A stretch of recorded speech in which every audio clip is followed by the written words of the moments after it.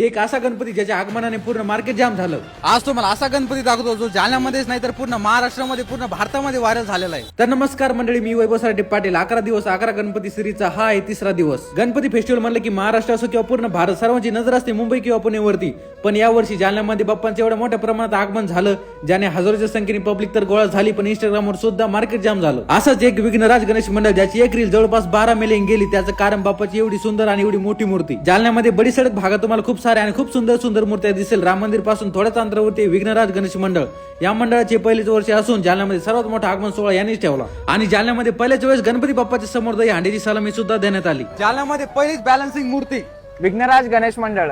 Balancing मूर्ती असो किंवा सर्वात मोठा आगमन सोहळा, विघ्नराज गणेश मंडळाने पहिल्याच वर्षी सर्व रेकॉर्ड तोडले।